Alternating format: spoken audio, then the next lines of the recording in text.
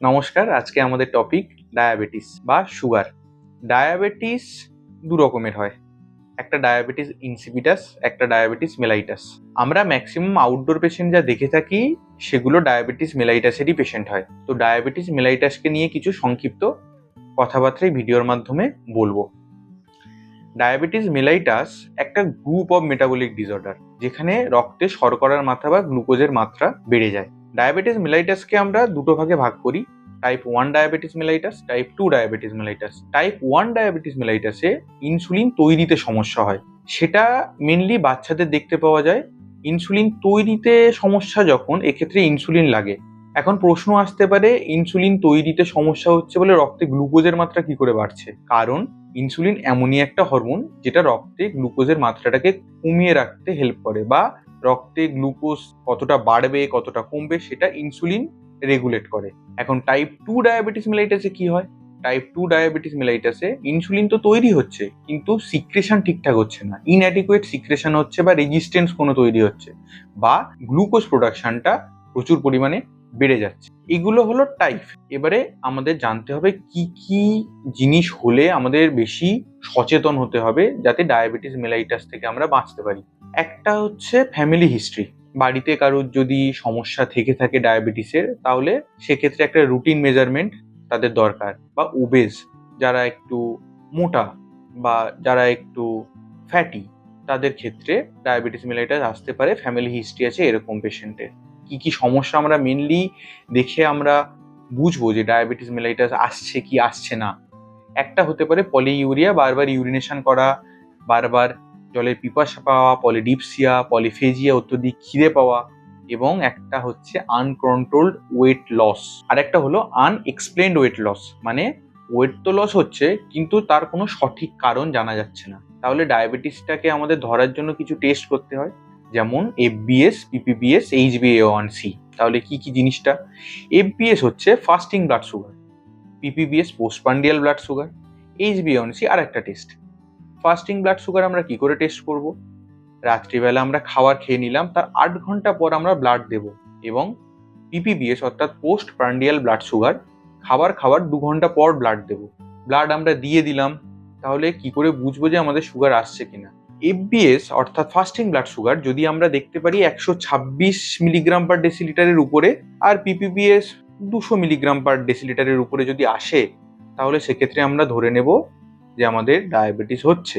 এবং আরেকটা জিনিস আমরা দেখতে পাই যে আরবিএস বলে একটা জিনিস আসে, সেটা হচ্ছে র্যান্ডাম ব্লাড সুগার। এটা দিনের একটা সময়ে ব্লাড টেস্ট করানো হয় সুগার দেখার জন্য। সেক্ষেত্রে খাওয়ার যে মানামানি করার ব্যাপারটা থাকে, 8 ঘন্টা 2 ঘন্টা এই ব্যাপারটা থাকে না। এটা র্যান্ডাম ব্লাড সুগার, এখানে 200 মিলিগ্রাম পার ডেসিলিটারে যদি বেশি হয় তাহলে ডায়াবেটিস হয়েছে বলে ধরে নেওয়া যায়। এবং সব থেকে বেশি ইম্পর্টেন্ট জিনিসটা হচ্ছে এইচবিএ1সি টেস্ট। এটা অনেকে করতে বলা হয়, তার কারণ এইচবিএ1সি এমনই একটা টেস্ট যেটার মধ্যে দিয়ে আমরা জানতে পারি যে গত 3 মাসে রক্তে গ্লুকোজ কতটা পরিমাণে বেশি হয়েছে বা কতটা পরিমাণে কম হয়েছে, রক্তে গ্লুকোজের মাত্রাটা কিরকম হয়েছে, গত 3 মাসের একটা ট্রেট আমরা পেয়ে যাই। কেন ডায়াবেটিস ভয়ঙ্কর, কেন ডায়াবেটিস সম্পর্কে সচেতন হওয়া দরকার? তার কারণ ডায়াবেটিসকে মেডিকেলের ভাষায় সাইলেন্ট কিলার বলে। ডায়াবেটিস থেকে প্রচুর সমস্যা হতে পারে। ম্যাক্সিমাম ডায়াবেটিস পেশেন্ট যারা মারা যায়, তারা কিসে মারা যায়? কার্ডিওভাস্কুলার ডিজিজ, অর্থাৎ একটা কার্ডিওভাস্কুলার কন্ডিশনে মারা যায়। যেমন হতে পারে স্ট্রোক, যেমন হতে পারে হার্ট অ্যাটাক।